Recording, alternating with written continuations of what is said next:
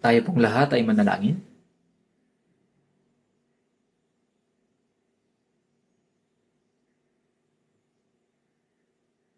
Banal at mahabaging Diyos Ama, na sa amin ay nagmamahal, kami na minsang lumayo sa iyo at lumakad sa kasalanan, ay karapat-dapat sa inyong puot at paghatol.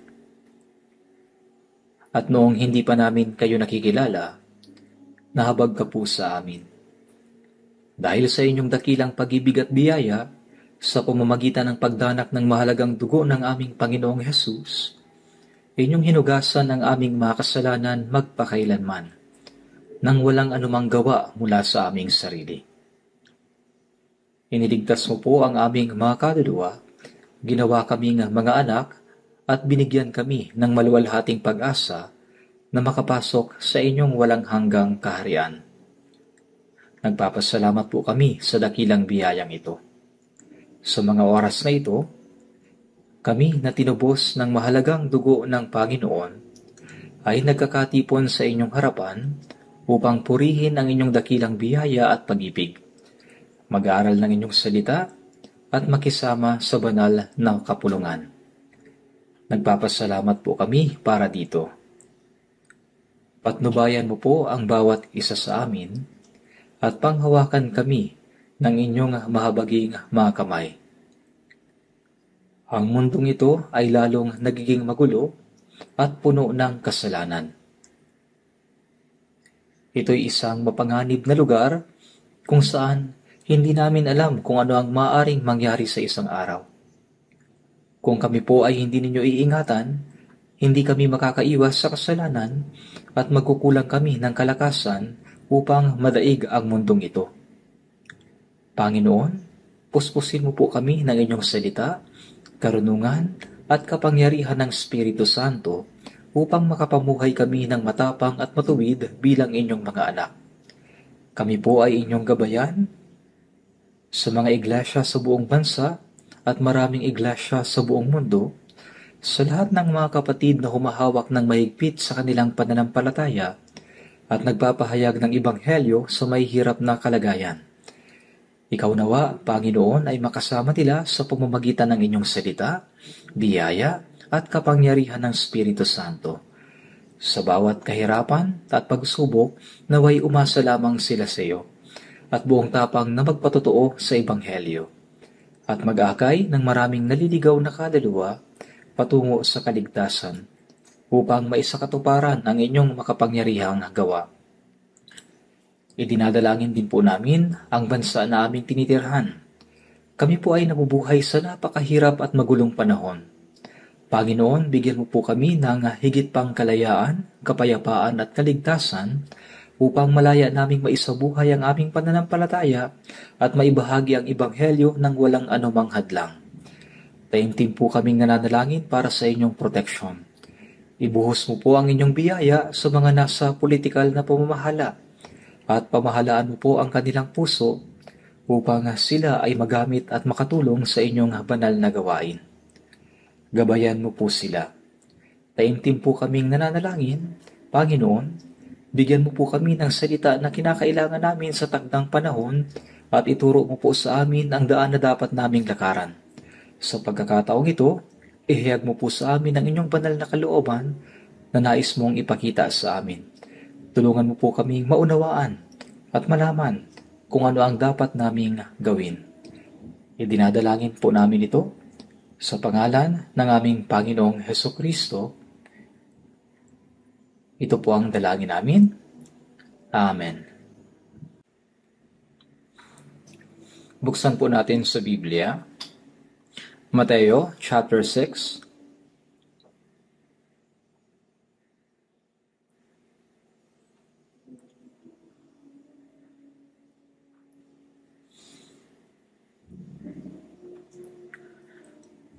Mateo chapter 6,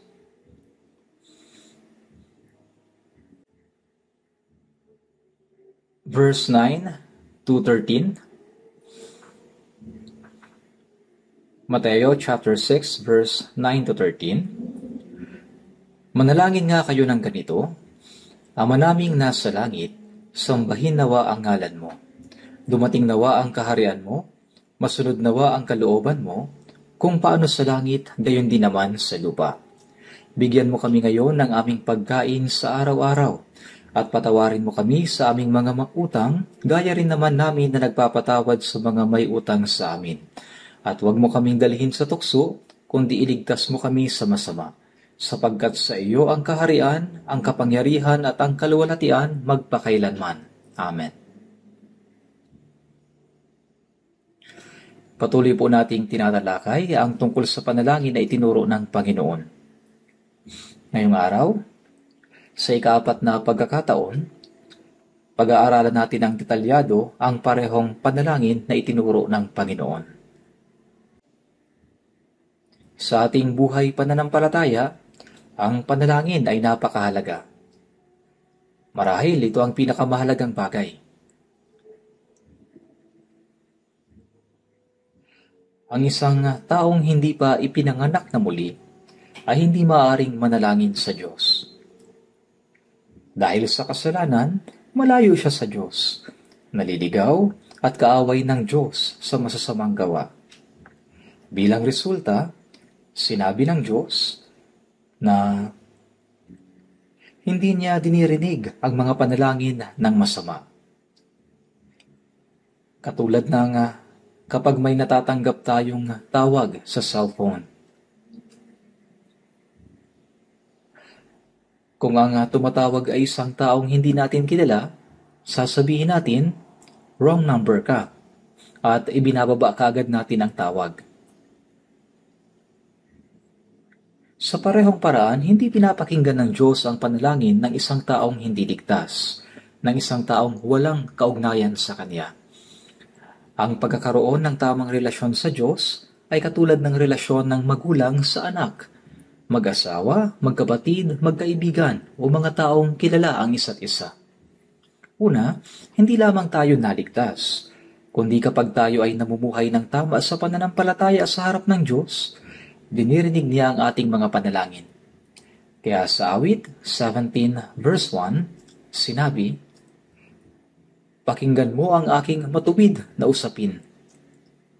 Mula sa mga labing walang pandaraya, dinggin mo ang aking panalangin."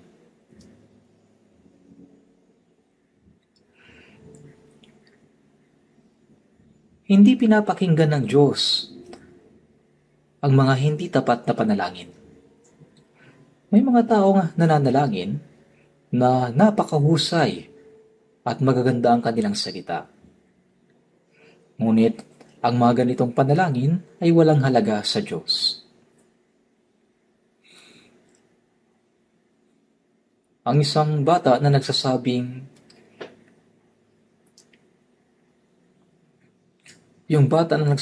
"Tatay, nanay, kahit na hindi pa marunong magsalita, naiintindihan ng magulang kung ano ang gustong sabihin ng bata.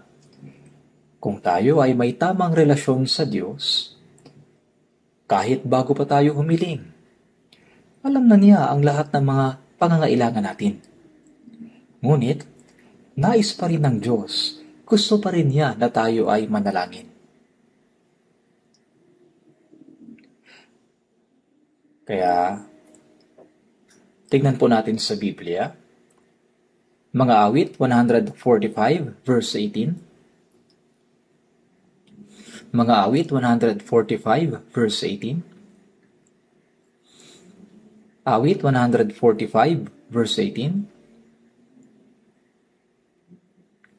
Basahin po natin ng sabay-sabay. Awit 145 verse 18. Ang Panginoon ay malapit sa lahat ng sa Kanya'y nananawagan, sa lahat ng tumatawag sa Kanya sa katotohanan. Ang Panginoon ay malapit sa lahat ng sa Kanya'y nananawagan, sa lahat ng tumatawag sa Kanya sa katotohanan. Ang salitang tumatawag ay tumutukoy sa taimtim na panalangin, isang tapat na pagsusumamo. Ang Panginoon ay malapit sa lahat ng sa Kanya'y nananawagan, sa lahat ng tumatawag sa Kanya sa katotohanan. Kaya hindi nakikinig ang Diyos sa mga formal na panalangin. Ang mga Israelita ay nananalangin ng mahaba na may anyo ng kabanalan upang ipakita sa mga tao. Ngunit sinabi ng Diyos na hindi siya nakikinig sa gayong mga panalangin. Yun ay panalangin para sa tao, hindi panalangin na pinapakinggan ng Diyos. Sa lahat ng tumatawag sa Kanya sa katotohanan. Tumatawag sa Kanya sa katotohanan. Ibig sabihin, ang puso ng taong nananalangin ay dapat taimtim, tapat at totoo. Sa katunayan, kung hindi dahil sa pag-ibig at biyaya ng Diyos, wala ni isa man ang maaaring maligtas, hindi ba? Ang biyaya ay kaloob o regalo ng Diyos. Kaya nga sa Efeso chapter 2 verse 8, sapagkat sa biyaya kayo'y naligtas sa pamamagitan ng pananampalataya, at ito'y hindi sa pamamagitan ng inyong sarili. Ito'y kaloob ng Diyos. Ang salitang kaloob at biyaya ay may parehong kahulugan. Kung may magbibigay sa iyo ng isang mahalagang regalo, pagkatapos bayaran ito ng buo, ang kailangan mo lang gawin upang ito'y mapasa iyo ay tanggapin ito ng may pagpapasalamat. Gayon din ang kaligtasan. Ang kaligtasan ay regalo ng Diyos. Ibinigay niya ito dahil sa mahal niya tayo.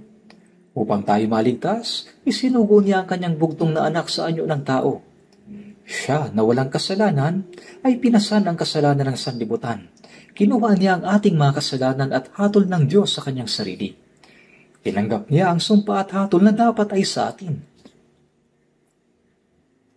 Namatay siya para sa atin at ibinuhos ang kanyang mahalagang dugo upang tubusin tayo magpakailanman mula sa ating mga kasalanan.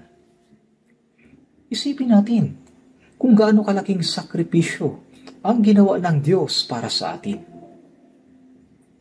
Ngayon, nang ating maunawaan at sinampalatayanan ang biyayang ito, tinanggap natin ang regalo ng kaligtasan na mula sa Diyos. Ito'y hindi sa inyong sarili. Ito'y kaloob ng Diyos. Nang tayo naligtas, nagkaroon tayo ng tamang relasyon sa Diyos. Kaya maaari na tayong manalangin sa Diyos.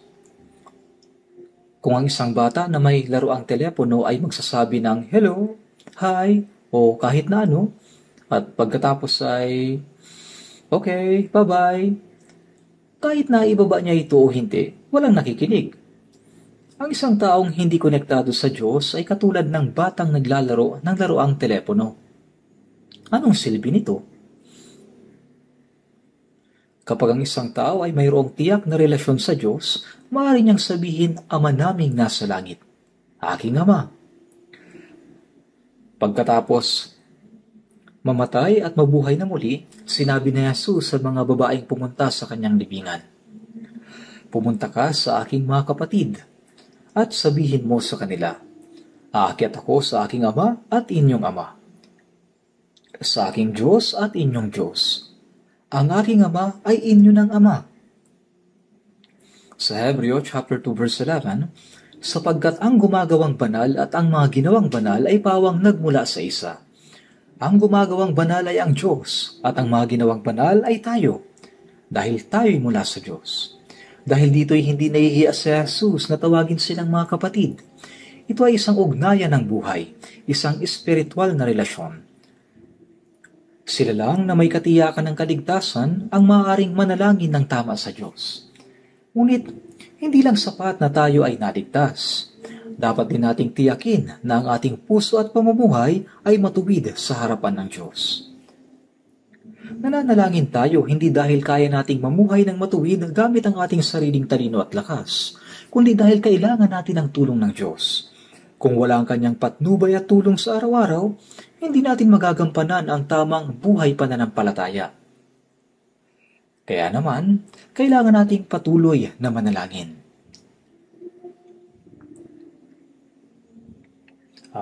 Kaya, ang Panginoon ay malapit sa lahat ng sa Kanya ay nananawagan, sa lahat ng tumatawag sa Kanya sa katotohanan. Sa lahat ng tumatawag sa Kanya sa katotohanan. Ang ating panalangin, ito'y dapat maging tapat at totoo. Walang silbi ang isang mapanlinlang na panalangin. May mga taong kapag nananalangin, parang buong puso nilang minamahal ang Diyos. Napakaganda ng kanilang panalangin. Ngunit pagkatapos pagsabi ng Amen, namumuhay sila ayon sa sarili nilang kagustuhan. Ang ganitong panalangin ay isang kasinungalingan. Ang Diyos ay hindi maaaring lukuhin. Ang panalangin ay hindi nagtatapos sa Amen. Pagkatapos nating manalangin, dapat nating ipamuhay ang ating idinalangin. Ganyan ang tapat at tunay na panalangin. Ang Panginoon ay malapit sa lahat ng sa Kanya'y nananawagan. Ang pagiging malapit ng Diyos ay nangangahulugan na pinapakinggan niya tayo at tinutulungan niya tayo. Kaya nga una sa lahat, ang panalangin ay isang pakikipag-ugnayan sa Diyos. Kapag sinabi nating Amang Diyos, siya'y tumutugon. Oo, anak ko. Pagkatapos ito, sinasabi natin sa Kanya ang lahat ng nasa puso natin, ang ating mga problema, pangangailangan, at kahilingan. At dahil mabuti ang Diyos, pinapakinggan niya ang ating mga panalangin. May mga pagkakataon na agad siyang tumutugon. Ngunit may mga pagkakataon din na hinahayaan niyang lumipas muna ang panahon bago niya sagutin ang ating panalangin. Lahat ng kanyang sagot ay ayon sa kanyang banal na kalooban. Sa Roma chapter 8, sinasabi na kapag hindi natin alam kung paano manalangin ang nararapat, ang Espiritu mismo ang namamagitan na may mga daing na hindi maipahayag. Ang Espiritu Santo na nasa atin ay lubos na nakakaunawa ng kalooban ng Diyos. Kapag hindi natin alam kung paano manalangin ng tama, ang Espiritu mismo ang dumaraing at namamagitan para sa atin sa harap ng Diyos. Kaya ang Espiritu mismo ang namamagitan na may mga daing na hindi maipahayag. Siyempre, maging si Jesus din. Sa Roma chapter 8 verse 34, sinasabi na siya rin nasa kanan ng Diyos, siya rin ay namamagitan para sa atin. Si Jesus, na ngayon ay nasa kanan ng Diyos, ay patuloy na namamagitan para sa atin. Tulad ng sinasabi sa Hebreo chapter 7 verse 25, siya ay may kakayahang iligtas ng lubos ang mga lumalapit sa Diyos sa pamamagitan niya, yamang siya ay laging nabubuhay upang mamagitan para sa kanila. Si Jesus ang dakilang tagapamagitan. Hindi lamang noon, kundi hanggang ngayon. Patuloy siyang nananalangin para sa atin sa harapan ng Diyos. Bukod pa riyan, ayon sa Roma 8:26, ang Espiritu ay tumutulong sa ating kahinaan at namamagitan para sa atin. Kaya nga, madalas kong sinasabi sa ating mga ministers na mas alam natin ang Biblia kaysa kanino man. Kapag may binanggit na talata sa Biblia, mabilis natin itong natatagpuan. Sa ibang mga simbahan, kahit ang mga miyembro nila ay matatagal na, hindi pa rin nila alam kung ito ba ay nasa bago o lumang tipan. Minsan, sinusubukan nilang binigyan ko dati sila ng isang simpleng pagsubok. Tinanong ko sila kung ano ang nakasulat sa Hezekias 3:18. Agad sila naghanap. Pero saan nila mahanap? Wala namang aklat na Hezekias sa Biblia. Hindi man lang nila namalayang walang aklat ni Hezekias. Pero sa ating church, hindi na kailangan banggitin ang page o pahina. Chapter at verse lang, nahanap na natin kaagad. Kaya ang mga newcomers na dumadalo sa atin ay nagugulat.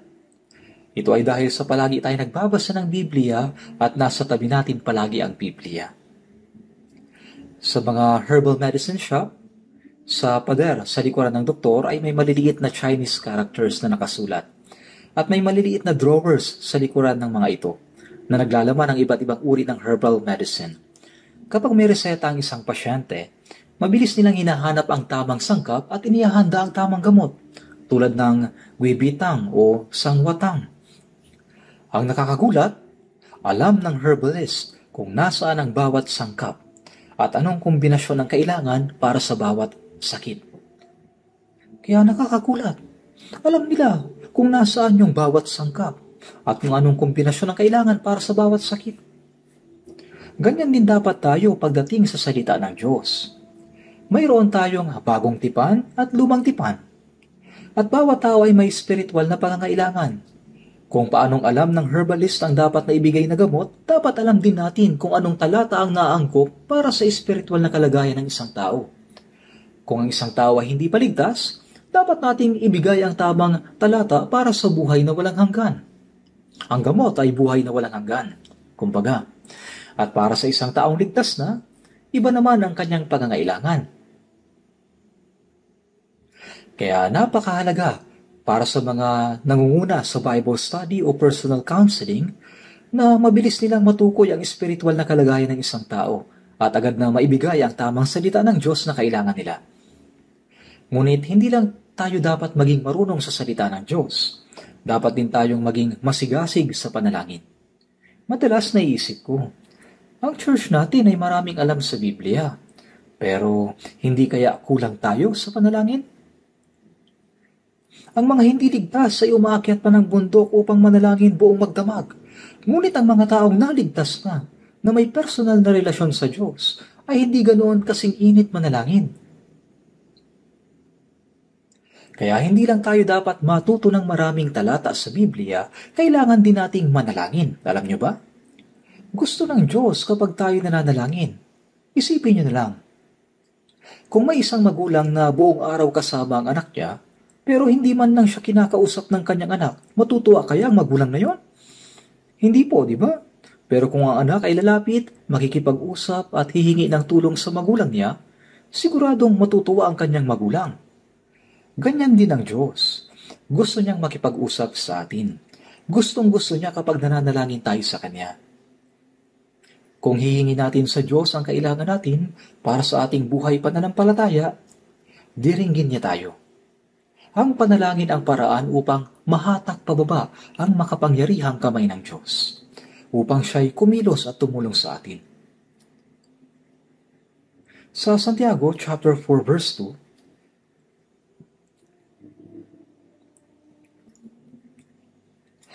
kayo'y wala sapagkat hindi kayo humihingi. Maraming bagay ang hindi natin natatanggap, hindi dahil ayaw ibigay sa atin ng Diyos, kundi dahil hindi tayo nananalangin. Hindi natin pinapanalangin. At sa verse 3, kayo'y humihingi at hindi tumatanggap, sapagkat humihingi kayo sa masamang dahilan, upang gugulin ninyo ito sa inyong mga kalayawan. Minsan, hindi natin natatanggap ang ating hinihingi dahil mali ang motibo natin. Sa 1 John chapter 5 verse 14, sinasabi, kung tayo'y humingi ng anumang bagay na ayon sa kanyang kalooban, tayo'y pinapakinggan niya. Kapag nag-aaral tayo ng Biblia, ipinapaalam sa atin ang kalooban ng Diyos. At kapag alam na natin ang kanyang kalooban, dapat tayong manalangin ng tama, hindi para sa sarili nating kasiyahan, kundi para sa kanyang kaluwalhatian. Habang lumalago tayo sa pag-aaral ng salita ng Diyos at pagsunod sa Kanya, mas lalong lumalapit ang ating puso sa Diyos at nagiging tama ang ating panalangin. May isang kwento akong nabasa tungkol sa isang pastor na laging sinagot ng Diyos ang panalangin. Tuwing siya ay nananalangin, nakikita ng mga tao kung paano siya tinutugon ng Diyos. Dahil dito, maraming tao ang may takot at paggalang sa kanyang pananalangin. Kahit ang mga taong napupuot sa kanya ay natatakot na baka pag nanalangin siya, may dumating na parusang ipataw sa kanila. Alam kasi ng mga tao na natutupad ang kanyang panalangin. Hindi ba't sa lumang tipan, pinakinggan ng Diyos ang panalangin ng mga propeta? Si Elias ay isang taong katulad din natin. Ngunit nang manalangin siya, hindi umulan sa loob ng 3.5 taon. At nang muli siyang manalangin, nagpaulan ulit ang Diyos. Kaya sa Santiago chapter 5, binanggit ang panalangin ni Elias. Sinabi sa Santiago chapter 5 verse 16, ang panalangin ng taong matuwid ay makapangyarihan at mabisa. Ang taong matuwid, ang taong namumuhay ayon sa kalooban ng Diyos, ay pinapakinggan ng Diyos. Kaya't ang kanyang panalangin ay makapangyarihan at may malaking epekto. Kaya dapat nating pagsikapan na manalangin ng tama at ayon sa kalooban ng Diyos. Kaya una sa lahat, dapat nating pagsikapang manalangin. Kung palagi tayong mananalangin, mas makikilala natin kung ang ating panalangin ba ay tama o mali, sapagkat tutulungan tayo ng salita. Kaya una sa lahat, dapat tayong masikap na manalangin. Kung tayo ay mananalangin, mas magiging malapit tayo sa Diyos. At kapag nalaman nating pinapakinggan niya ang ating panalangin, mapupuno tayo ng kagalakan at pasasalamat. Kaya mabuti kung gagawa tayo ng isang prayer notebook. Maaari nating isulat ang taimtim na kahilingan sa prayer notebook, pati na rin ang mga bagay na ipinagpipray natin para sa iba. At kapag sinagot ng Diyos ang ating panalangin, maaari nating markahan bilang tinugon, upang makita natin kung paano siya kumikilos sa buhay natin. Ang isang maayos at disiplinadong buhay panalangin ay napakahalaga at nagbibigay ng malaking pagpapala. Kaya ang panalangin itinuro ni Jesus ay ganito: manalangin nga kayo ng ganito. Ito ay dahil noong panahon ni Jesus, ang mga Fariseo, Skriba at iba pang mga pinuno sa Israel ay nananalangin lamang bilang pakitang tao. Ang kanilang panalangin ay hindi tinatanggap ng Diyos. Bakit? Dahil wala silang tamang relasyon sa Kanya. At ang kanilang panalangin ay hindi mula sa isang tapat at mapagpakumbabang puso. Kaya lumapit ang mga alagad kay Jesus at nagsabi, Panginoon, turuan mo kaming manalangin. Dahil dito, itinuro ni Jesus ang isang maikli, ngunit puno ng kahulugan na panalangin. Kung ano ang nilalaman ng isang huwarang panalangin. Kaya naisip ko na magandang pag-aralan ang panalangin itinuro ng Panginoon. Akala ko matatapos ko ito sa 2 o 3 beses na pagtalakay. Ngunit ngayong araw ay ika-4 na beses na. At maaaring may 1 o 2 pang susunod. Hindi ko din alam. Habang mas sinusuri ko ito, mas nakikita kong napakalawak at napakalalim ng kahulugan nito. Ama naming nasa langit. Mayroon nitong malalim at malawak na kahulugan. Kahit sa isang linyang ito, Ama naming nasa langit, may malalim na kahulugan. Ano ang ibig sabihin ng nasa langit? Bakit hindi lang aking ama, kundi ama natin? Ang may karapatang tumawag sa Diyos bilang ama namin ay silang bahagi ng pamilya ng Diyos. Mga anak niya, magkakapatid sa pananampalataya, at bilang bahagi ng kanyang pamilya, may kaakibat itong mga responsibilidad. Napakahalagang maunawaan ang konseptong ito. Sa nakaraang pag-aaral, tinignan natin ang unang bahagi ng panalangin. Ngayon, ipagpapatuloy natin sa susunod na linya, dumating nawa ang kaharian mo. Sinabi ng Panginoon, dumating nawa ang kaharian mo. Ang kaharian ito ay ang banal at dakilang kaharian ng Diyos, kung saan siya ang ganap na nagahari. Sa panalangin ito, humihiling tayo na ang kanyang kaharian ay ganap na maitatag. Sa Mateo chapter 3 verse 2, si Juan na tagapagbautismo ay nagpakita 6 na buwan bago si Jesus nangaral sa mga Israelita. Magsisi kayo sapagkat malapit na ang kaharian ng Diyos, sinabi niya. Ang kaharian ng langit ay si Jesus mismo. Ang pangalang Jesus ay nangangahulugang tagapagligtas. Tinatawag din siyang Emmanuel. Ibig sabihin ay kasama natin ang Diyos. Ang layunin ng kanyang pagdiligtas ay upang makasama natin ang Diyos. Kaya, si Jesus mismo ang kaharian ng Diyos. Nang sinabi ni Juan na tagapagbautismo na malapit na ang kaharian ng langit, ito ay nangangahulugan na ang presensya ng Diyos ay dumating na sa pamamagitan ni Kristo. Ang pagtanggap kay Kristo ay ang pagtanggap sa kaharian ng Diyos. Kaya nga, ang panawagan ni Juan ay magsisi, talikuran ang maling pamumuhay at tanggapin si Jesus bilang tagapagligtas. Ang pagtanggap sa kaharian ng Diyos ay pagtanggap nito sa ating puso. Sa Mateo 4:17, si Jesus mismo ay nangaral ng parehong mensahe, magsisi kayo sapagkat malapit na ang kaharian ng langit. Si Jesus mismo ang kaharian ng langit. Kaya binibigyang din niya na kailangang magsisi at tanggapin ang kaharian ng Diyos. Kaya, tingnan natin saglit sa Lucas chapter 17. Lucas chapter 17, verse 20 at 21.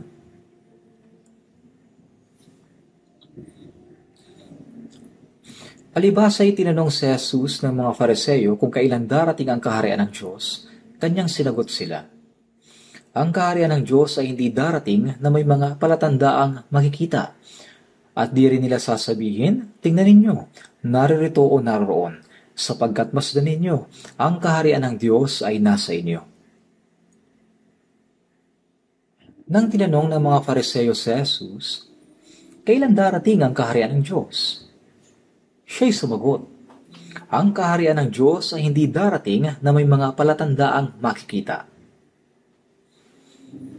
Ang mga Hudyo ng panahong iyon ay umaasa na ang kaharian ng Diyos ay isang pisikal na kaharian na itatatag sa lupain ng Israel, kung saan Diyos ang maghahari. Kaya ang Mesiyas na kanilang hinihintay ay isang Mesiyas na magpapalaya sa Israel mula sa Roma at magtatatag ng isang mapayapang kaharian. Ngunit itinuro ni Jesus na ang kaharian ng Diyos na kanyang ipinahayag ay iba sa kanilang inaasahan. Sabi niya, hindi darating na may mga palatandaang makikita. Ibig sabihin, hindi ito isang pisikal na kaharian gaya ng inaakala ng mga Hudyo. Hindi ito isang pisikal na kaharian gaya ng iniisip nila.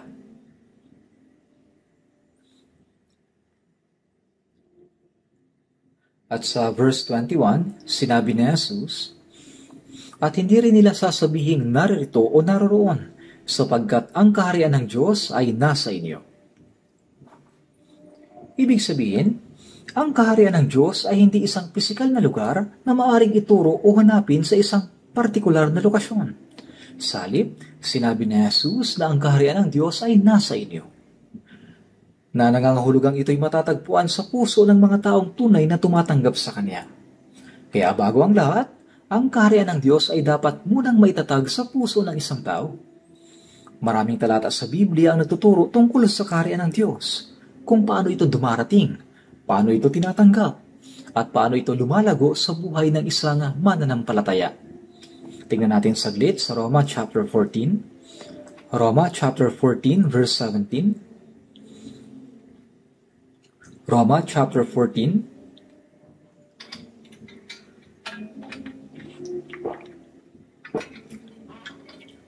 chapter 14 verse 17. Basahin po natin. Roma chapter 14 verse 17. Sapagkat ang kaharian ng Diyos ay hindi ang pagkain at pag-inom, kundi ang pagiging matuwid, kapayapaan at ang kagalakan sa Espiritu Santo. Sapagkat ang kaharian ng Diyos ay hindi ang pagkain at pag-inom. Iniisip ng maraming tao na kapag sila ay kumakain, umiinom at nagsasaya, yun na ang kaharian ng Diyos o tunay na kaligayahan. Ngunit sinabi ni Solomon sa Ecclesiastes chapter 2, walang mabuti sa tao kundi ang kumain at uminom at magpakaligaya sa kanyang pinagpaguran. Nakita ko na ito man ay mula sa kamay ng Diyos, sapagkat sinong makakakain o sinong makapagtataglay ng kagalakan na hiwalay sa Kanya? Walang sino man ang hihigit kay Solomon pagdating sa pagkain, pag-inom, at pagtamasa sa kasiyahan ng laman. Nabuhay siya sa panahon ng kapayapaan at kasaganaan. Ang kanyang mga kasangkapan at kagamitan ay puro ginto. Tiyak na natikman niya ang lahat ng pinakamasasarap na pagkain at inumin. Mayroon siyang di mabilang na mga asawa. Isang napakalakas na hugpo. Nasa kanya ang lahat ng bagay na maaaring magbigay ng kasiyahan sa isang tao. Sinabi ni Solomon, sa kasiyahan ng laman, sa pagkain at pag-inom, sinong makahihigit sa akin? Wala nang ibang taong naging tulad niya sa kasaysayan. Ngunit sinabi ni Solomon, may isang bagay na higit pa riyan, ang kagalakan ng kaluluwa. Ang kagalakan ng kaluluwa ay nagmumula sa kamay ng Diyos. Ito ay regalo ng Diyos. Sinabi ni David sa awit 4:7, ikaw ay naglagay ng kagalakan sa aking puso gaya ng ang kanilang butil at alak ay sagana. Ang butilat ay pagkain at ang alak ay nagbibigay ng kasayahan. Ngunit higit pa sa pagkain at kasayahan, ang kagalakang nagmumula sa Panginoon. Yan din ang sinabi ni David. Kaya nga, ang kaharian ng Diyos ay hindi ang pagkain at pag-inom. Hindi ito tungkol sa pagsasaya sa makamundong paraan, kundi sa katuwiran, kapayapaan, at kagalakan sa Espiritu Santo. Nang naligtas tayo, hindi lamang ipinaunawa sa atin ng Espiritu Santo ang biyaya ng Diyos, tayo din ay inaring matuwid. Sapagkat paano magkakaroon ng kapayapaan ang isang makasalanan? Sa Isaiah 48:22, walang kapayapaan para sa masama, sabi ng Panginoon. Subalit, tayo ay inaring matuwid. Tinanggap natin ang katuwiran at kapayapaan. At doon nagmumula ang tunay na kagalakan. Kaya tayo ay naligtas, inaring ganap, tumanggap ng kapayapaan mula sa Diyos. Pagkatapos ng pagkabuhay na muli, nagpakita si Jesus sa kanyang mga alagad at ipinakita ang kanyang mga kamay at tagiliran at sinabi, "Kapayapaan ang sumainyo." Dati ang mga alagad ay puno ng pag-aalinlangan, pagkabalisa at takot. Ngunit nang manampalataya sila sa muling nabuhay na Panginoon, nawala ang kanilang pangamba at nagkaroon sila ng katiyakan ng kaligtasan at tunay na kapayapaan. Ang katuwiran, kapayapaan at kagalakan, ito ay nangyayari sa ating puso. Ito ang kaharian ng Diyos. Bago tayo pumasok sa walang hanggang kaharian ng Diyos, kailangan munang maitatag ang kaharian ng Diyos sa ating puso. Kaya nga sinabi ni Jesus na ang kaharian ng Diyos ay nasa inyo.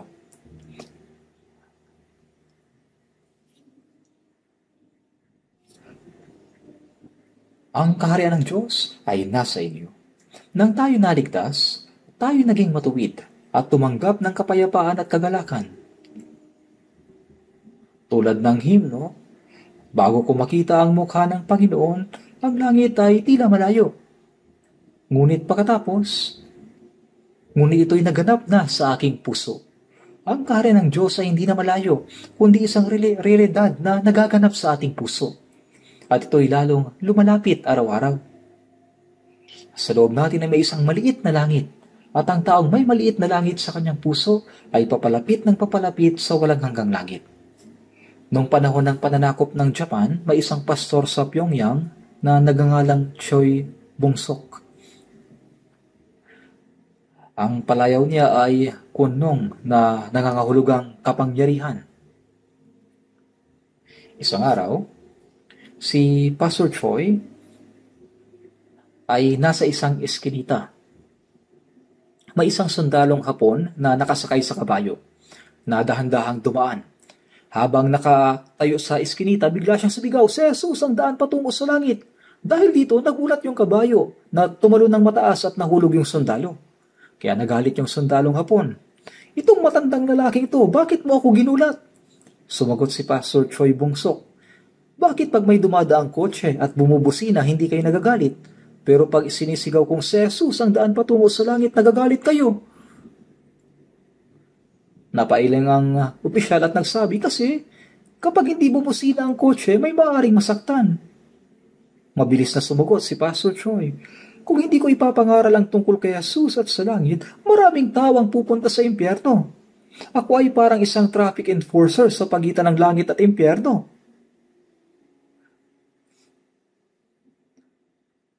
Kaya napatawa yung opisyal at nagsabi, "Tanda, may langit ba talaga?" Ngunit may pagtitiwalang tumugon si Pastor Choi, "Abay, syempre meron. Mayroon akong branch ng langit sa aking puso, kaya siguradong may punong tanggapan. Hindi ko po ito imbento, ito ay isang tunay na kwento." Tama, kung may langit sa ating puso, malapit tayo sa walang hanggang kaharian ng Diyos. Kaya kailangan mo nang maitatag ang kaharian ng langit sa ating puso. Kapag naunawaan natin ang biyaya ng Diyos at tinanggap natin ito sa pamamagitan ng pananampalataya, ang ating kaluluwa ay maliligtas at ang kaharian ng Diyos ay magsisimulang umiral sa ating puso. Kaya nga sa John 3:3, sinabi ni Jesus kay Nicodemo, maliban na ang isang tao ipanganak muli, hindi niya makikita ang kaharian ng Diyos. Si Nicodemo ay guro ng Israel. Isa siyang pinuno ng relihiyon. Siya ay mahalagang miyembro ng Sanhedrin, ang mataas na konseho ng mga Hudyo.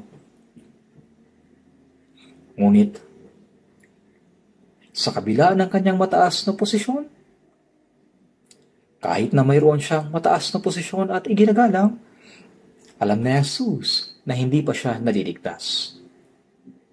Kaya sinabi ni Jesus,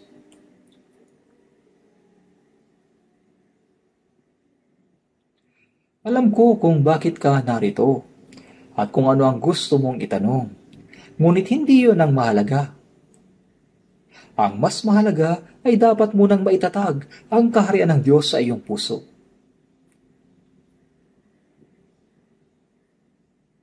Malibang ang isang tao ay ipanganak na muli, ay hindi niya makikita ang kaharian ng Diyos.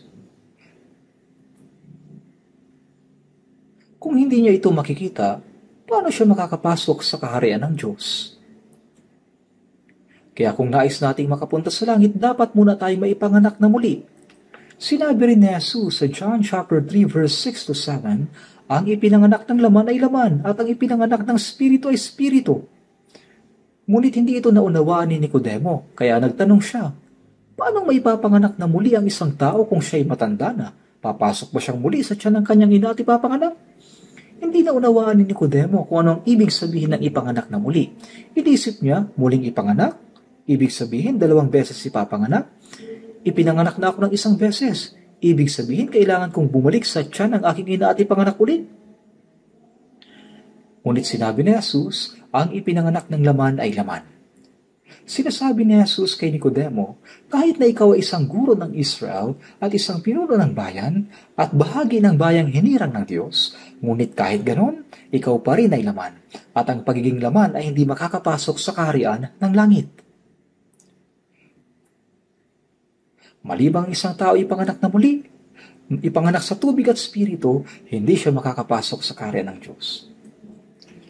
Kung hindi ka ipanganak na muli, hindi ka makakapasok sa kaharian ng Diyos. Kaya upang makapasok sa kaharian ng Diyos, kailangan mo nang maitatag ang kaharian ng Diyos sa iyong puso. Sa Lucas chapter 17:21, sinabi ni Jesus na ang kaharian ng Diyos ay nasa inyo. Ngunit sa katunayan, ito'y wala pa sa kanila. Kaya't ang panawagan ay magsisi at tanggapin ng Diyos sa kanilang puso upang ang kaharian ng Diyos ay tunay na maitatag sa kanila. Sa Mateo 6:33, sinabi ni Jesus, ngunit hanapin muna ninyo ang kanyang kaharian at ang kanyang katuwiran, at ang lahat ng mga bagay na ito ay pawang idaragdag sa inyo. Ang talatang ito ay para sa mga taong ligtas na. Dahil sa ang kaharian ng Diyos ay naitatag na sa puso ng isang mananampalataya, ang kahulugan ng utos na hanapin muna ang kanyang kaharian ay ipahayag ang ebanghelyo upang mas maraming tao ang makapasok sa kaharian ng Diyos. Sa Mateo 6:10, sinabi rin, dumating nawa ang kaharian mo. Para sa mga ligtas na, ang kaharian ng Diyos ay dumating na sa kanilang puso. Kaya nang sinabi ni Jesus, hanapin muna ninyo ang kanyang kaharian at katuwiran, ibig sabihin, ang kaharian ng Diyos ay dumating na sa mga ligtas. At ngayon, ang misyon nila ay tumulong sa iba upang ang kaharian ng Diyos ay maitatag din sa kanila. Habang ang kaharian ng Diyos ay naitatag sa puso ng tao, ang nasasakupan ng kaharian ng Diyos ay patuloy na lumalawak. Kaya nga sinabi ni Jesus, hanapin muna ninyo ang kanyang kaharian at ang kanyang katuwiran. Ano ba ang pinakaimportanteng prioridad ng isang taong ligtas na? Ang unang bagay na dapat nilang gawin ay tulungan ang ibang taong maligtas. Isipin mo, kung may isang taong nasa bingit ng kamatayan, ano ang dapat mong unahin? Dapat mo siyang sagipin. Kaya't ang pangunahing tungkulin ng isang mananampalataya ay ipangaral ang ebanghelyo upang ang mga taong patungo sa impyerno ay maligtas. Ito ang ating pangunahing misyon. Kaya ang ibig sabihin ng hanapin ang kaharian ng Diyos ay akayin ang mga kaluluwa sa kaligtasan. Kapag ang isang tao ay naligtas, ang kaharian ng Diyos ay naitatag sa kanyang puso. Kaya dapat tayong manalangin para sa pagdating ng kaharian ng Diyos. Dumating nawa ang kaharian mo. Dapat tayong magsikap, magsakripisyo at magpagal upang ang kaharian ng Diyos ay maitatag sa maraming puso. Sa 2 Pedro 3:13, Ngunit ayon sa kanyang pangako ay naghihintay tayo ng bagong langit at ng bagong lupa kung saan ang katuwiran ay naninirahan. Ang kaharian ng Diyos ay isang kaharian ng katuwiran. Ang katuwiran ay pagtupad sa kalooban ng Diyos. Sa mga tumanggap na ng kaligtasan, ang katuwiran ng Diyos ay dapat maganap sa kanilang buhay. Ang magmahalan sa isa't isa, sumunod sa kalooban ng Diyos, at mamuhay sa kanyang salita. Kaya sinabi sa Matthew 6:33, hanapin muna ninyo ang kanyang kaharian at ang kanyang katuwiran, at ang lahat ng bagay na ito ay daragdag sa inyo. Kung uunahin natin ang kanyang kaharian at ang kanyang katuwiran, ang lahat ng ating pangangailangan ay pagkakaloob ng Diyos bilang dagdag na pagpapala. Kaya, ano nga ang kaharian ng Diyos? Ito ay ang Diyos na naghahari sa puso ng mga naligtas. At ang mga naligtas mismo ay bahagi ng kaharian ng Diyos. Kaya sa Revelation 1 verse 5, pinalaya niya tayo mula sa ating mga kasalanan sa pamamagitan ng kanyang dugo at ginawa tayong kaharian, mga pari sa kanyang Diyos at Ama. Ibig sabihin, kapag tayo ay naligtas, tayo mismo ay bahagi ng kaharian ng Diyos.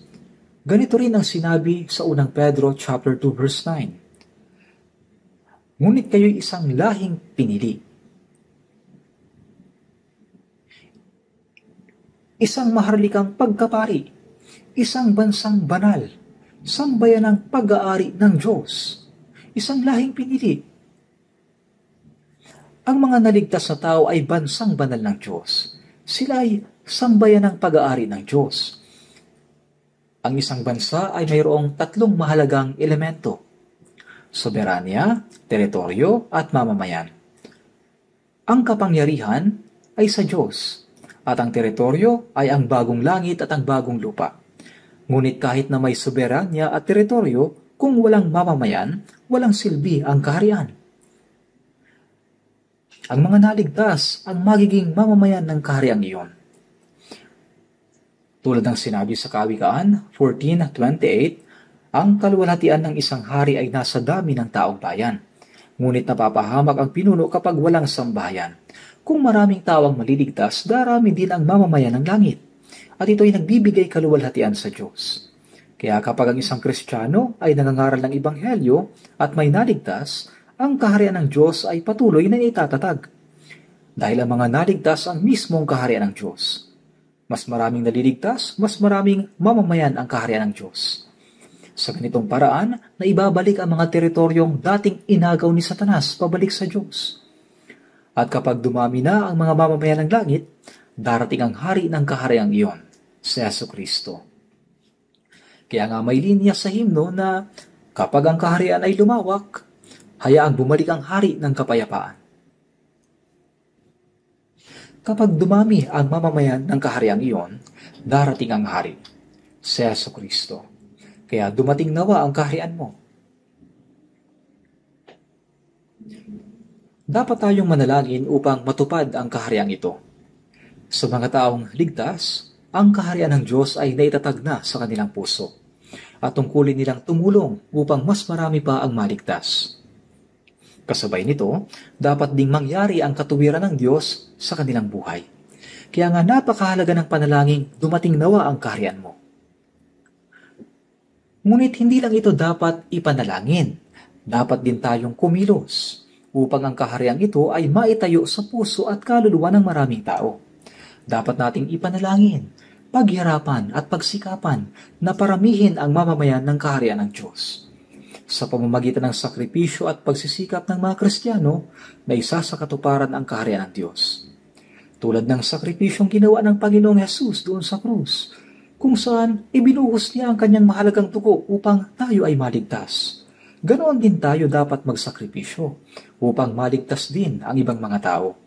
Sa pamamagitan ng sakripisyo at pagsisikap ng mga naligtas, dapat mailapit ang iba na mga kaluluwa sa kaligtasan. Sa pamamagitan ng pagsasakripisyo at paglilingkod ng mga mananampalataya, patuloy na lumalawak ang kaharian ng Diyos. Sa kasalukuyan, mayroon tayong 230 churches sa buong bansa at 193 churches sa 82 na bansa sa buong mundo. Habang dumarami ang bilang ng mga naliligtas, lalong lumalawak ang kaharian ng Diyos. Siyempre, marami pang iba na naligtas na hindi natin nalalaman. Ngunit ang mahalaga ay patuloy nating ipalaganap ang Ebanghelyo upang higit pang mapalawak ang kaharian ng Diyos. Ang rason kung bakit hindi pa dumarating ang hari ay dahil hindi pa sapat ang mga tao sa kaharian ito. Ang mga taong ligtas ay ang kaharian ng Diyos. Sinasabi nating dumating nawa ang kaharian mo. Parang sinasabi nating naway patuloy na magkaroon ng mga naliligtas, naway magpatuloy ang gawain ng kaligtasan. Kaya hindi lang tayo dapat manalangin para dito, kundi magsikap at gumawa upang maisakatuparan ang layuning ito. Sa Mateo chapter 6 verse 9 sinabi, Ama naming nasa langit, sambahin nawa ang ngalan mo. Ngunit nasasamba ba ang pangalan ng Diyos dahil lang sa tayo nananalangin? Hindi. Ang pangalan ng Diyos ay nasasamba kapag ang mga naligtas ay namumuhay ng tama ayon sa kanilang pananampalataya. Sa unang Pedro chapter 1 verse 14, tulad ng mga masunuring anak, maging banal naman kayo sa lahat ng paraan ng pamumuhay. Ibig sabihin, ang ating pananalita at gawa ay dapat maging banal at naayon sa kaligtasang tinanggap natin. Kapag ang mga Kristiyano ay namumuhay ng banal, doon napararangalan at nasasamba ang pangalan ng Diyos Ama. Kung ang isang anak ay gagawa ng masama, ang pangalan ng kanyang ama ay masisira. Halimbawa, may isang taong sikat o isang kilalang personalidad. Ngunit kung ang kanyang anak ay malululong sa bisyo, o makukulong, o magiging palaboy, ano ang sasabihin ng tao? Hindi ba anak yan ni ganito? Naku, anong klaseng tatay ba siya? Kapag ang anak ay naligaw ng landas, ang ama ang mapapahiya. Ganito rin sa ating buhay pananampalataya. Kung ang mga Kristiyano ay hindi mamumuhay ng tama, madudungisan ang pangalan ng Diyos. Kaya nga sa Exodus chapter 20 verse 7 sinabi, huwag mong babanggitin ang pangalan ng Panginoon mong Diyos sa walang kabuluhan, sapagkat hindi pa wawalang sala ng Panginoon ang sino mang gumagamit ng kanyang pangalan sa walang kabuluhan. Anong ibig sabihin nito? Kung tayo bilang mga Kristiyano ay namumuhay sa kasalanan o maling gawain, dinudungisan natin ang pangalan ng Diyos. Kaya hindi lang ito tungkol sa pagbanggit sa pangalan ng Panginoon sa walang kabuluhan. Tungkol din ito sa hindi natin dapat sirain o dungisan ang kanyang pangalan sa pamamagitan ng maling pamumuhay natin. Ang mga skriba na nagsulat ng Biblia ay may matinding paggalang sa pangalan ng Diyos. Kapag isinusulat nila ang pangalang Jehovah, naliligo muna sila at nililinis nila ang kanilang panulat bago isulat ang pangalang Jehovah. Ganoon ang kanilang pagpapahalaga sa pangalan ng Diyos. Kaya nga, hindi natin dapat gamitin ang pangalan ng Diyos sa mababaw na paraan, sa biro o sa mga walang kabuluhang usapan. Kapag tinatanong ang pangalan ng yumaong ama, hindi nila basta sinasabi, yung tatay ko ay si Kim na ganito o si Lee na ganito. Sa halip, sinasabi nila ito sa isang mas formal at magalang na paraan. Ginagawa nila ito upang ipakita ang kanilang respeto. Pero hindi lang sa salita dapat ipakita ang paggalang. Dapat ipakita ito sa ating pamumuhay. Kung tayo bilang mga mananampalataya ay namumuhay ng hindi tama, nadudungisan natin ang pangalan ng Diyos.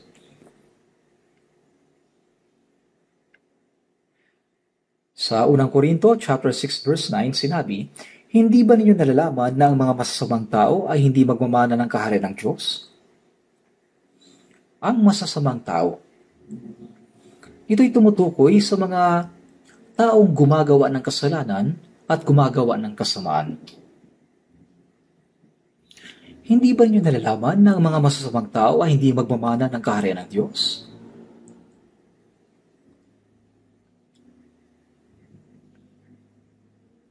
Ibig sabihin nito ay hindi sila makakapasok sa kaharian ng Diyos. Walang marumi doon, kundi banal lamang, walang mabangis na hayop doon, may himno na ganito. Walang kasinungalingan doon sa langit. Bagamat tayo ay nabubuhay sa masamang mundong ito, dapat tayong mamuhay na hiwalay sa kasalanan. Ang arka ay dapat lumulutang sa ibabaw ng tubig. Kung papasok ang tubig sa loob ng arka, ito'y lulubog, hindi ba? Alam nyo ba na bagamat maalat ang dagat, ang loob ng isda ay hindi maalat? Hindi ito maalat. Kung maalat ang loob ng isda, ito ay mamamatay.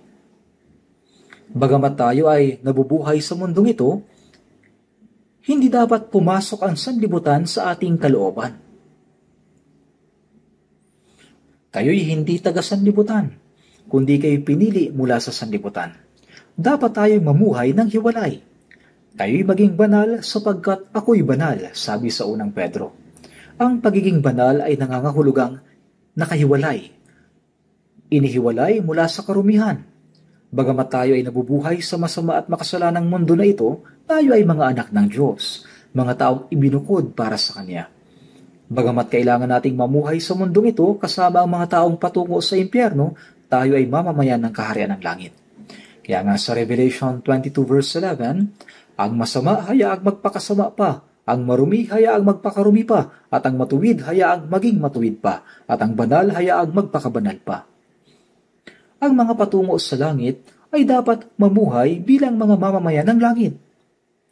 Dapat bang mabuhay ang isang mamamayan ng langit katulad ng isang taong patungo sa impyerno? Hindi. Dapat ay may malinaw na pagkakaiba. Kahit na tayo ay nabubuhay sa mundong ito, dapat nating tandaan, ako'y anak ng Diyos. Ako ay mamamayan ng langit. Kahit nalugaw lang ang pagkain ko at mumurahin lang ang isinusuot kong damit, dapat akong mamuhay ng may dangal bilang isang anak ng Diyos. Hindi tayo dapat mamuhay ng duwag o may takot. Dapat tayo mamuhay ng may paninindigan bilang anak ng Diyos. Lagi nating tandaan na kasama natin ang Diyos. Kung gagawin natin ito, matutuwa ang Diyos. At pagkatapos, Diyos ang magiging bahala sa lahat ng bagay. Kaya ngayon, tingnan natin saglit sa Colossus chapter 4 verse 11. Colossus chapter 4 verse 11.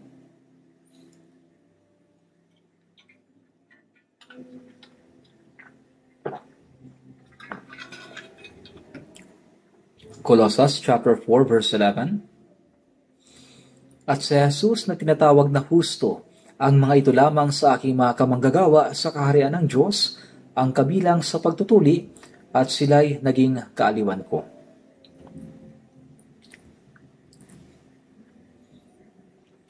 Sa verse 10, sinabi, binabati kayo ni Aristarco na kasama kong bilanggo, at ni Marcos na pinsan ni Bernabe, at ni Jesus na tinatawag na husto. Ang lalaking ito ay kapangalan ni Jesus. Habang binabanggit ang mga pangalang ito, sinabi rin, sila lamang ang aking mga kamanggagawa sa kaharian ng Diyos. Sa talatang ito, ang salitang aking mga kamanggagawa sa kaharian ng Diyos ay nakakaantig at napakaganda, hindi ba? Tayo bilang mga Kristiyano ay nabubuhay sa mundong ito, ngunit tayo ay mga manggagawa para sa kaharian ng Diyos. Bagaman tayo ay may laman at dugo, nabubuhay tayo para sa Espiritu, para sa banal na gawain ng Diyos. Kahit nasa ilalim tayo ng oras, ngunit ang ating buhay ay nakatuon sa mga walang hanggan. Kaya sinasabing sila lamang ang aking mga kamanggagawa sa kaharian ng Diyos. Tayo ay mga taong naglilingkod ng magkakasama para sa kaharian ng Diyos. Bilang mga Kristiyano, tayo ay pinili mula sa sanlibutan. Hindi tayo taga-sanlibutan. Ibig sabihin, tayo ay mga taong itinangi at inihanda para sa kaharian ng langit. Tayo mismo ay bahagi ng kaharian ng Diyos, tama ba? Kaya ang ating pamumuhay ay dapat nakatuon sa paggawa para sa kaharian ng Diyos. Tayo ay mga kamanggagawa para sa kaharian ng Diyos. Tayo mga iniligtas ay tunay na manggagawa para sa kaharian ng Diyos. Dumating nawa ang kaharian mo. Hindi lamang tayo dapat manalangin para sa pagdating ng kaharian ng Diyos, kundi dapat din tayo magkaisa para gawin ito. Ano man ang ating ginagawa, maging ito man ay trabaho sa opisina, pagninegosyo, pagsasaka, o kahit mabibigat na gawain, ang lahat ng ito ay paraan lamang. Ang tunay nating layunin ay gumawa para sa kaharian ng Diyos. Tayo ay mga manggagawa sa kaharian ng Diyos, mga kamanggagawa. Ang ganda, hindi ba? Habang nabubuhay tayo sa mundong ito, patuloy tayong gumagawa para sa kaharian ng Diyos. Bagaman nabubuhay tayo sa pisikal na mundo, patuloy tayong humahakbang patungo sa isang walang hanggang espiritual na kaharian. At ngayon, Tayo ay mga taong gumagawa para sa kaharian ng Diyos.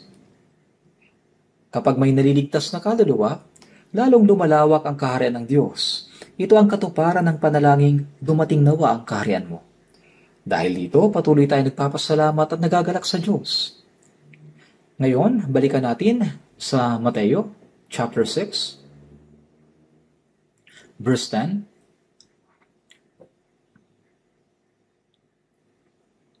Mateo, chapter 6, dumating nawa ang kaharian mo, masunod nawa ang kalooban mo, kung paano sa langit, gayon din naman sa lupa. Ano ang ibig sabihin ng masunod nawa ang kalooban mo? Siyempre, ito ay tumutukoy sa kalooban ng Diyos. Ang kung paano sa langit ay nangangahulugan na ang plano, layunin at kalooban ng Diyos na itinakda niya sa langit ay dapat ding matupad dito sa mundo. Ang nais ng Diyos ay ang kanyang banal na kalooban ay ganap na maganap sa lupa, gaya ng sa langit. Mangyari ang kanyang kalooban dito sa lupa. Yung kalooban ng Diyos na itinagda sa langit dapat matupad dito sa mundo. Bago maitayo ang isang bahay, kailangan munang matapos ang plano o disenyo nito, di ba? Tulad ng isang arkitekto na gumagawa ng plano bago ang pagtatayo, gayon din ang Diyos. Ang kanyang plano at layunin ay natupad na sa langit. Lahat ay naitakda na doon. Kaya't ang panalangin na gayon din naman sa lupa ay nangangahulugan na ang plano ng Diyos na naitakda na sa langit ay dapat ding may sakatuparan dito sa mundo. At paano ito matutupad? Sa pamamagitan ng mga naligtas na tao. Kaya dapat tayong manalangin na matupad ang kalooban ng Diyos. Sa John chapter 6, sinabi ni Jesus, sapagkat ako'y bumaba mula sa langit, hindi upang gawin ko ang aking sariling kalooban, kundi ang kalooban na nagsugo sa akin. Si Jesus ay pumarito sa mundo upang isakatuparan ang kalooban ng Ama. At habang nabubuhay si Jesus sa mundong ito, ginawa niya ang lahat upang matupad ang layuning yon.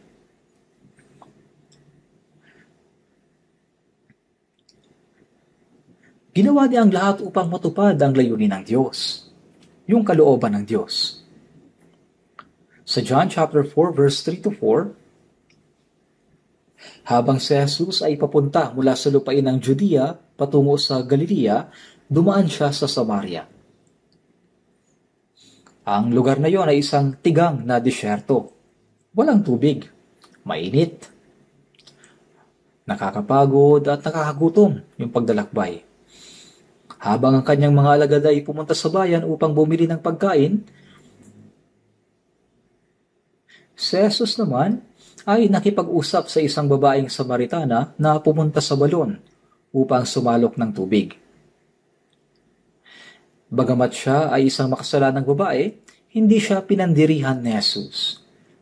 Sa halip ay ipinahayag sa kanya ang salita ng Diyos.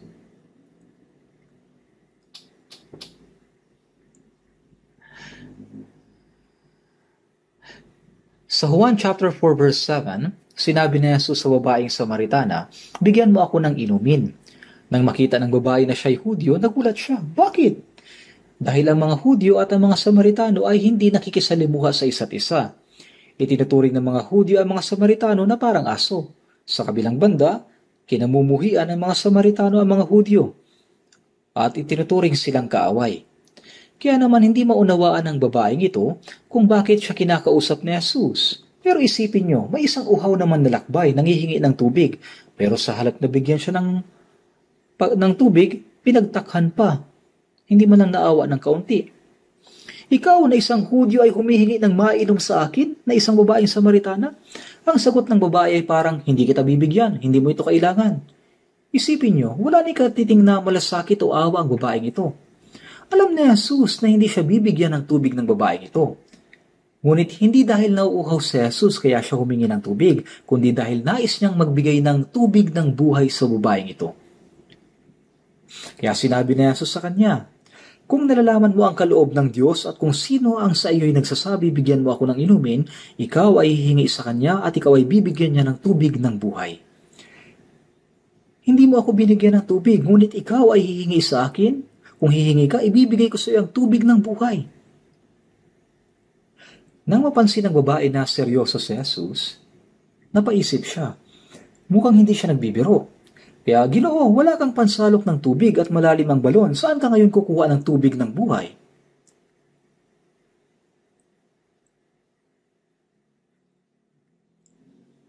Sinabi ni Jesus, ang bawat umiinom ng tubig na ito ay muling mauuhaw. Ang babaeng ito ay nakatira sa bahay ng Samaria at nakipagrelasyon sa maraming lalaki. Kay Mr. Park, Mr. Kim, Mr. Lee, Mr. Gong at iba pa. Sa kasalukuyan, pang-anim na ang kanyang kinakasama.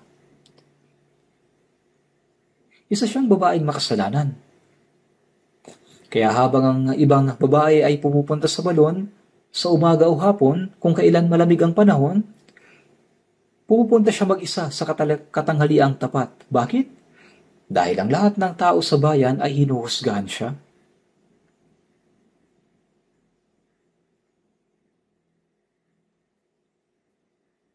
Nagkaroon ka ng 5 asawa at ang kinakasama mo ngayon ay hindi mo asawa. Hindi pa natatagpuan ng babaeng ito ang lalaking tunay na magpapaligaya sa kanya. Parang tubig na kapag ininom ay muling mauhaw. Ano man ang gawin mo sa buhay, hindi ka kailanman magiging ganap na masaya. Subalit sinabi ni Jesus, ang sino mang umiinom ng tubig na aking ibibigay ay hindi na mauuhaw magpakailanman. Ang tubig na aking ibibigay sa kanya ay magiging isang bukal ng tubig tungo sa buhay na walang hanggan. Hindi ito pisikal na tubig kundi kaligtasan. Kapag tinanggap mo ang kaligtasan, magkakaroon ka ng tunay na kapayapaan at kasiyahan sa iyong puso. Tulad ng isang bukal na patuloy na dumadaloy tungo sa buhay na walang hanggan. Kaya nga sa John, chapter 14, verse 27, sinabi ni Jesus, kapayapaan ang iniiwan ko sa inyo, ang aking kapayapaan ang ibinibigay ko sa inyo, hindi gaya ng ibinibigay ng sanlibutan ang ibinibigay ko sa inyo. Sinabi rin niya na ito ay tubig na hindi kailanman mauubos. Tubig na magiging bukal tungo sa buhay na walang hanggan. Kaya yung babae ay nagtanong, Ginoo, bigyan mo ako ng tubig na ito upang ako'y hindi na mauhaw o pumarito pa upang umigib. Iniisip ng babae na ang tinutukoy ni Jesus ay literal na tubig. Sa kabila ng lahat, habang nakikipag-usap ang babae kay Jesus, unti-unti niyang napagtanto na ang kausap niya ay hindi isang ordinaryong tao. Kahit ang mga Samaritano ay naghihintay rin sa pagdating ng Mesiyas. Nalalaman ko na darating ang Mesiyas at pagdating niya ay pahayag niya sa amin ang lahat ng mga bagay. Ako nga ayon na kumakausap sa iyo. Kasabay ng pagbigkas ng mga salitang ito, binuksan ng Panginoon ang puso ng babaeng Samaritana upang maunawaan niya kung sino talaga ang Panginoon. Nagulat ang babae nang marinig ang sinabi ni Jesus at sa sobrang pagkabigla, nakalimutan niyang bigyan ng tubig si Jesus. Iniwan pa niya ang kanyang banga. Tumakbo siyang parang baliw patungo sa bayan ng Samaria na sumisigaw. May isang tao na nagsabi sa akin ng lahat ng bagay na aking ginawa. Tingnan niyo, ito na kaya ang Kristo? Naisip ng mga taga-Samaria, may nangyaring kakaiba. Anong nangyari? Tara, tingnan natin. Kaya sumama ang maraming tao at lumabas upang makita kung ano ang nangyayari. Samantala, dumating ang mga alagad dala ang pagkain at sinabi, Rabbi, kumain ka. Ngunit sinabi ni Jesus, ako'y may pagkain na hindi nyo nalalaman. Kaya nagtanungan ang mga alagad, may nagdala kaya sa kanya ng pagkain? Ngunit wala namang nagdala ng anuman sa kanya. Nakalimutan ng babaeng Samaritana na bigyan si Jesus ng tubig nang umalis siya. Sinabi ni Jesus, ang pagkain ko ay ang gawin ang kalooban na nagsugo sa akin at tapusin ang kanyang gawain. Nakalimutan ni Jesus ang uhaw, pagod at gutom dahil mayroon siyang mas mahalagang ninanais. Ang pagkain ko ay ang gawin ang kalooban na nagsugo sa akin at tapusin ang kanyang gawain. Mas higit pa sa pagkauhaw ng isang nauuhaw o pagkagutom ng isang nagugutom. Ang pagsasakatuparan ng kalooban ng Diyos ang pinakamahalagang pagkain para kay Jesus. Ang pagkain ko ay ang gawin ng kalooban na nagsugo sa akin at tapusin ang kanyang gawain.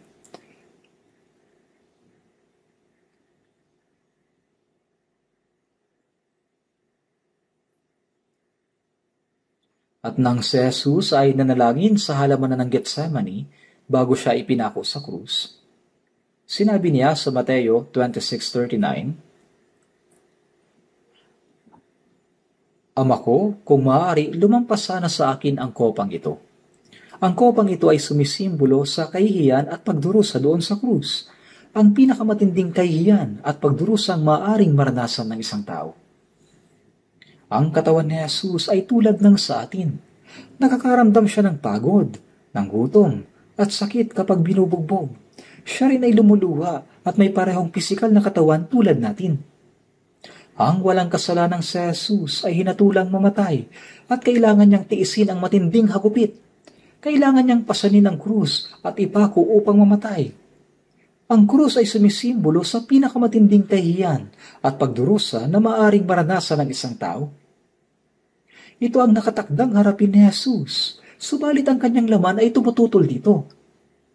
Ama ko, kung maaari, lumampas sana sa akin ang kopang ito. Ito yung pagdurusa sa krus. Kung maaari, lumampas sana sa akin. Gayon may hindi ang ayon sa ibig ko, kundi ang ayon sa ibig mo. Hindi ang ayon sa kalooban ko, kundi ang ayon sa kalooban mo. Ang kalooban ng Ama ay pasanin ng walang salang si Jesus ang kasalanan ng sanlibutan, mamatay para sa atin, at magdanak ng dugo upang patawarin ang lahat ng ating mga kasalanan at iligtas tayo. Mangyari nawa ang ayon sa kalooban ng Ama. 3 beses niyang inulit ang parehong panalangin. Sa Ebanghelyo ni Lucas, ipinakita kung paano siya nanalangin na higit na taimtim. Ang kanyang pawis ay naging gaya ng malalaking patak ng dugo na tumutulo doon sa lupa. Kapag ang isang tao ay nasa ilalim ng matinding stress, maaring humalo ang dugo sa kanyang pawis. Pwede itong mangyari. Kaya kapag tayo ay nananalangin, hindi natin dapat ito gawin ng pabaya, kundi ng taimtim at may matinding pananabik. Alam ni Jesus na ang kalooban ng Ama ay mamatay siya sa krus. Kaya sinabi niya, walang nag-aalis nito sa akin, kundi kusa kong ibinibigay. Dumating si Jesus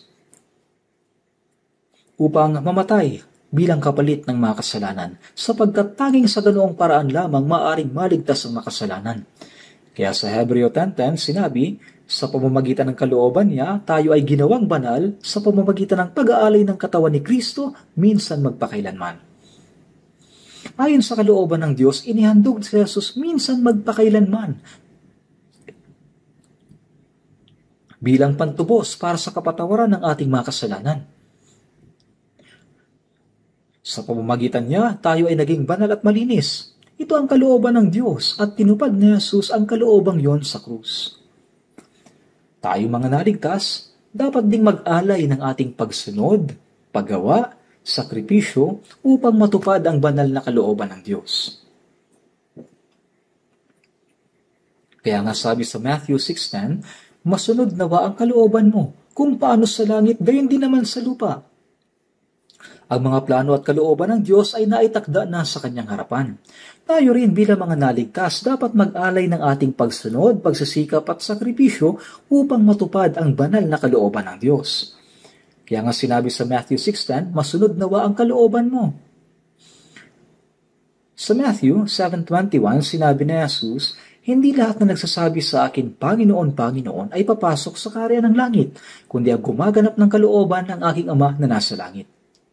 Ang mga nagsasabi ng Panginoon, Panginoon ay mga taong nananampalataya sa Kanya.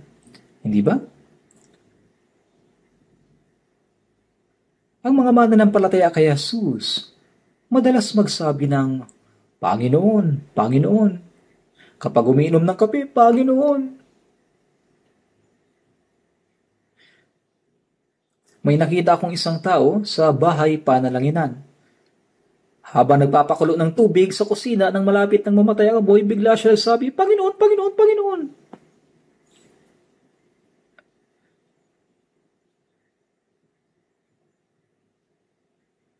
Talagang madalas nilang tawagin ang Panginoon.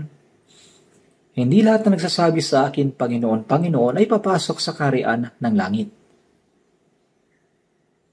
Kung lahat na nagsasabing Panginoon, Panginoon ay papasok sa langit, napakabuti sana, ngunit hindi ito ganoon. Minsan may isang diakonesa mula sa ibang church ang dumalo sa Bible seminar.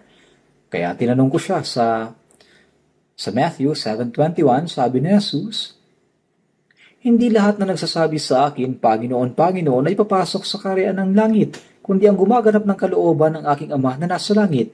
Ngayon, ginagawa mo ba ang kalooban ng Ama? Tinanong ko siya. Kaya sumagot siya, syempre, dapat lang. Kaya tinanong ko siya, nagawa mo na ba? Sabi niya, dapat gawin, dapat sundin. Kaya tinanong ko ulit siya, ano ba ang kalooban ng Diyos? Sabi niya, ang kalooban ng Diyos, pagdalo sa Lord's Day, manalangin ng masigasig, maglingkod, magbigay ng handog. Binanggit niya ang lahat ng nasa isip niya. At sabi niya, gawin ito, gawin yon, magsumikap. Tinanong ko siya, gaano karaming beses mo kailangan gawin upang makapasok sa langit? Sagot niya, kailangan gawin hanggat kaya. Kaya sabi ko, kahit gawin mo habang buhay, hindi ka pa rin makakapasok sa langit. Sa John 6:40, sapagkat ito ang kalooban ng aking Ama na ang bawat nakakakita sa anak at sa kanya'y sumampalataya ay magkaroon ng buhay na walang hanggan. Ang kalooban ng Diyos na binabanggit ni Jesus ay hindi tungkol sa kung ano ang kaya nating gawin, kundi kung ano ang gusto ng Diyos. Ito ang manampalataya ka tayo kay Kristo para maligtas. Nakakakita sa anak, ang ibig sabihin nito ay maunawaan at manampalataya sa ginawa ni Jesus, na siya'y namatay sa krus, nagdanak ng kanyang dugo upang patawarin ang ating mga kasalanan. Ito ang kalooban ng Diyos na tayo ay maligtas sa pamamagitan ng pananampalataya sa kanyang biyaya. Ang kalooban ng Diyos ay tayo ay maligtas. At matapos nating tanggapin ang kaligtasan, dapat tayong mamuhay ayon sa kanyang kalooban. Bilang mga taong naligtas, hindi na tayo nabubuhay ayon sa ating sariling nais, kundi ayon sa nais ng Diyos. Kaya nga sabi sa Roma, huwag ninyong tularan ang sanlibutan ito, kundi magbago kayo sa pamamagitan ng pagbabago ng inyong pag-iisip, upang mapatunayan ninyo kung alin ang mabuti, kasiyasiya at lubos na kalooban ng Diyos. Ito'y mensahe para sa mga taong tumanggap na ng kaligtasan. Huwag ninyong tularan ang sanlibutan ito. Huwag ninyong tularan ang masama, tiwali at baluktot na salinlahing ito, kundi magbago kayo sa pamamagitan ng pagbabago ng inyong pag-iisip. Dapat ay araw-araw tayong mabago ng salita at ng Espiritu Santo, hindi ba? Kundi magbago kayo sa pamamagitan ng pagbabago ng inyong pag-iisip upang mapatunayan ninyo kung alin ang mabuti, kasiyasiya at lubos na kalooban ng Diyos. Dapat nating unawain ang kalooban ng Diyos sa pamamagitan ng kanyang salita. Kaya habang pinag-aaralan natin ang Biblia, unti-unti nating naunawaan ang layunin ng Diyos sa ating buhay. Ngunit hindi sapat ang kaalaman lamang. Dapat natin itong isabuhay. Ang isang tunay na ligtas ay hindi lang naunawaan ang kalooban ng Diyos, kundi mayroong pusong nagnanais. Kaya tingnan natin sa Filipos chapter 2 verse 13. Filipos chapter 2 verse 13. Filipos chapter 2 verse 13.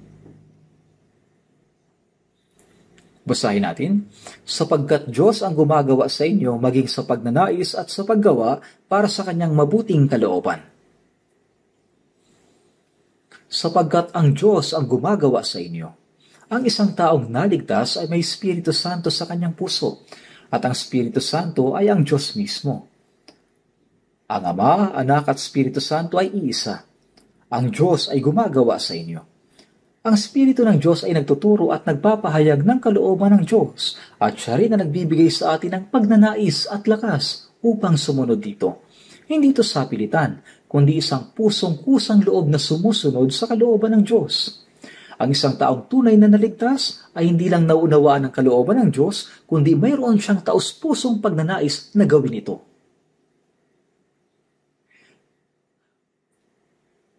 Mayroon siyang taus-pusong pagnanais na gawin ito.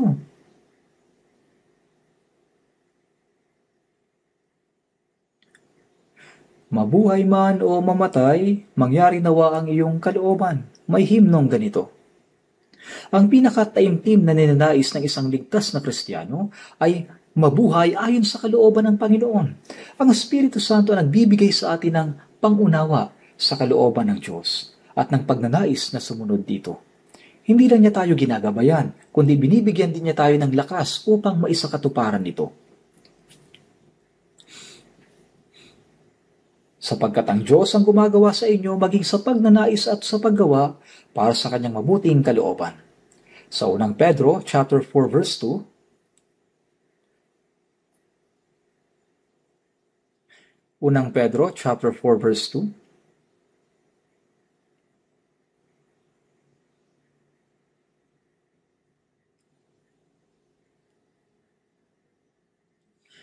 unang Pedro 4:2, upang hindi na kayo mamuhay sa laman sa inyong nalalabing panahon sa masasamang pagnanasa ng mga tao, kundi sa kalooban ng Diyos. Pagkatapos nating maligtas, kailangan nating mamuhay para sa kalooban ng Diyos.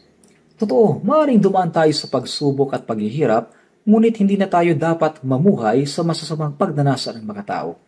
Sa loob natin, nandyan pa rin ang dating makasalanang pagkatao. Ang lumang pagkataong ito ay nakikipaglaban sa Espiritu Santo. Tulad ng sinasabi sa unang Pedro 2:11, kayo umiwas sa mga pagnanasa ng laman na nakikipaglaban sa kaluluwa. Ibig sabihin, may labanang nangyayari sa loob natin. Dapat nating pigilan ang pita ng laman at pagsikapang sundin ang Diyos. Kaya mula ngayon, hindi na natin dapat sundin ang gusto ng ating laman, kundi dapat tayong mamuhay ayon sa kalooban ng Diyos. Gaano pa ba kahaba ang natitira nating buhay? Hindi na mahaba. Kaya habang may pagkakataon, gamitin natin ang natitira nating buhay para sa Diyos. Ang natitirang panahon ng ating buhay ay hindi na dapat gugulin sa pagsunod sa pagnanasa ng laman, kundi sa pagsunod sa kalooban ng Diyos. Kaya dapat tayong mamuhay para sa kalooban at kaluwalhatian ng Diyos. Sabi sa Matthew 6:10, kung paano sa langit, gayon din sa lupa. Ang plano at layunin ng Diyos ay natutupad sa buhay ng mga mananampalataya sa pamamagitan ng ating pagsunod, pagtitiis at pagsasakripisyo. Ang kaharian ng Diyos ay kailangang maitatag at ang kanyang kalooban ay dapat matupad. Dahil dito, itinuro sa atin ang manalangin upang ito ay maganap. Kung maayos nating maisasagawa ang panalangin itinuro ng Panginoon, magiging maayos ang ating pananampalataya.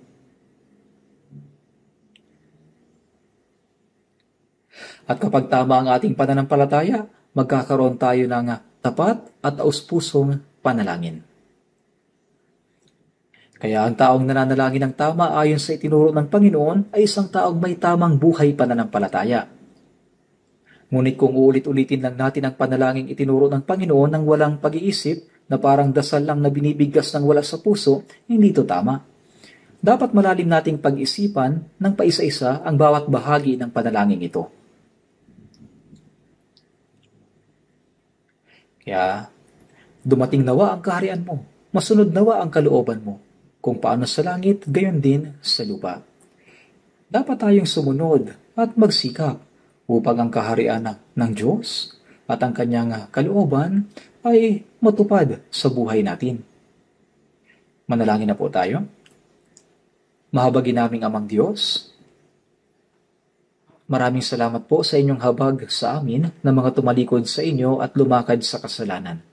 Dahil sa inyong pagmamahal sa amin, bagaman kami inyong kaaway dahil sa aming masasamang gawa, salamat po sa inyong pagpapatawad sa aming mga kasalanan, magpakailanman sa pamamagitan ng pagdanak ng dugo ng Panginoong Hesus.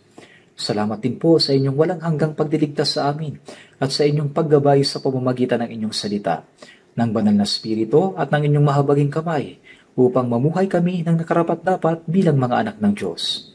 Panginoon, idinadalangin namin na ang inyong kaharian ay maitatag sa pamamagitan namin at maraming kaluluwa ang maligtas upang lalong lumawak ang inyong kaharian.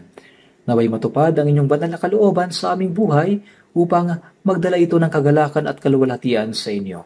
Kayo po ang manguna sa amin at gabayan mo po kami upang mamuhay na karapat-dapat bilang mga anak ng Diyos. Dalangin po namin ito sa pangalan ng Panginoong Hesus. Amen.